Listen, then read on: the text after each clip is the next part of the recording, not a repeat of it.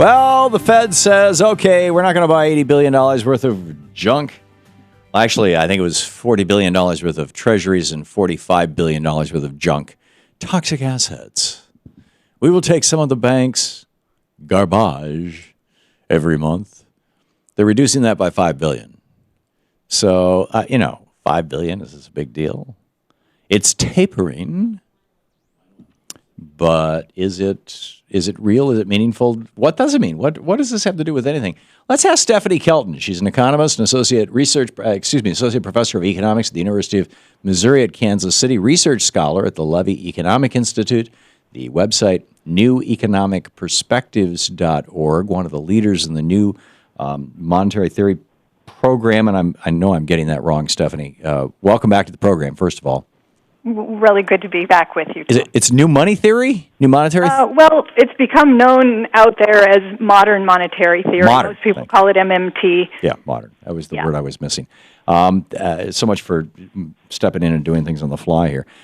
First of all, I'm curious your take on the role of the Fed in general, and this whole debate about whether the Fed should be nationalized and made part of the Treasury Department, whether there never should have been a Fed.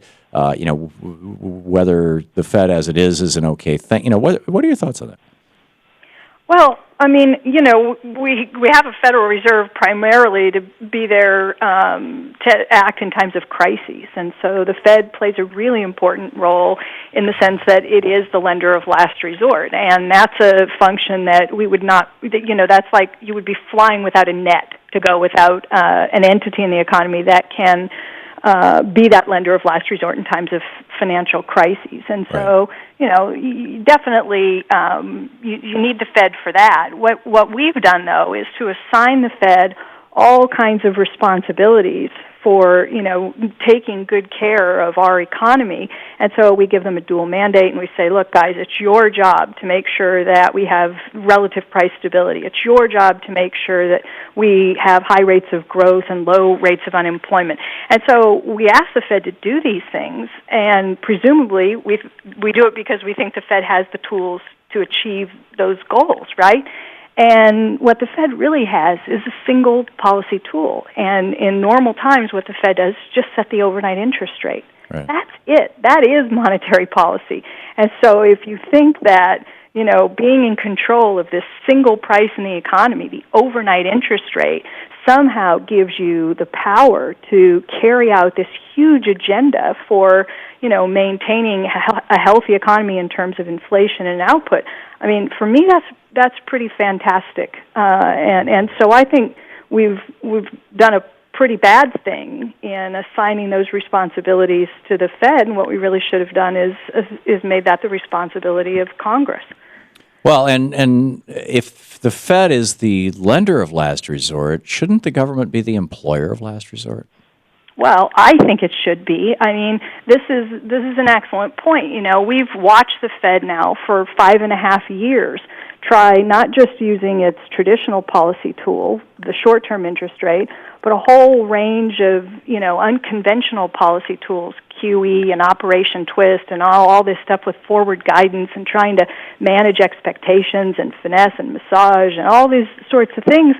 And after 5.5 years, at some point, you would hope that people would sort of wake up to the fact that it's not working, and it didn't work in Japan, and they've been trying it for closer to 2 decades there. So I think we do have to start thinking about alternative policies, and the employer of last resort is certainly one of them.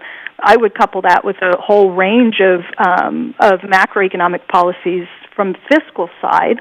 But in conjunction with that, absolutely, it's time to start thinking much more broadly about what we need to do to, start to rebuild this economy. Because, as I said, and full well, after 5.5 years, we have barely clawed our way out of the ditch. Yeah, I mean, this is essentially what Franklin Roosevelt did. And, with the CCC, the WPA, he said, if capitalism is failing and they're not putting people to work, we will. And that ripples out through the economy. So those programs were hugely successful, and we still have today, many of the infrastructure investments that were made under the New Deal programs that you mentioned. And another one that was really important back then was the National Youth Administration, the NYA. that was a program specifically directed to hiring young people. And, of course, unemployment rates for young people are twice those of others. And so programs just like the ones you're talking about are definitely things we ought to be revisiting today. We just have a couple minutes left, and there's something that I've been just dying to ask you about. What's your take on Bitcoins? I'm sorry, on what? Bitcoins. China has now banned them. On Bitcoins. They seem to me like the new Dutch tulip bulbs, but what do I know? No, well, I think you're exactly right. I mean, I view them as some other form of speculative sort of a thing that investors can play around with for a while, and it looks like good fun, but at the end of the day, we're not talking about a currency in a meaningful sense, and certainly nothing that would ever rival the place of the U.S. dollar or anything like that. But look, I mean, this is a little game that people invented, and they're having a good time with it right now. And I think it was down $500 just this week. So it may not be a very good investment if you're looking for something that will hold value, but a lot of people are going to get rich off of it. That's for sure. Like with any sort of a Ponzi scheme. Yeah, apparently a lot of people already have. Back to the Fed, the quantitative easing. You pointed out that actually in the founding document of the Fed, it mandates that the Fed have two principal priorities: to maintain low unemployment and to maintain low inflation. And during Greenspan's time, he said we don't need to worry about unemployment, just inflation, which was still seems to be echoing through. And you pointed out that basically the only tool they have is the overnight interest rate. What about this repurchase? And when Bernie Sanders and Ron Paul got that 1-year audit, we discovered that the Fed was actually loaning trillions of dollars, not just to banks. They were loaning them to individual billionaires. They were loaning them to foreign corporations. I mean, it was like they were like propping up the planet. Yeah, I mean, that's for sure. One of my colleagues, Randy Ray, at the university where I teach, he and a couple of his PhD students did a study that got quite a bit of play. They actually combed through all of the documents, and we're talking about tens of thousands of pages, looking at exactly what sorts of interventions the Fed made, all these various things. And the number they came up with in their study was $29 trillion. Yeah. So the estimate was that the Fed had intervened to the tune of $29 trillion. Which is mind-boggling when the GDP of the entire United States is only $16 trillion. But in the minute we have left, what is quantitative easing a good idea, bad idea? Should they do more of it? Should they stop it? Should they never have done it in the first place? Well, I don't think they ever should have done it in the first place, and we talked a lot about this early on. We said, well, Japan has already demonstrated the effects. I mean, we know what will happen, right? It doesn't do what people think it does. And so we were opposed to it from the very beginning, just on the grounds that it was ineffective in terms of achieving what it purportally tried to achieve. But it does bail out the banks. I mean, it gets the economy. Yeah, it gets bad assets off the banks' balance sheets. Right. That seems like it's not necessarily a good thing, though. It seems like the banks should just go down with their bad assets that they put there.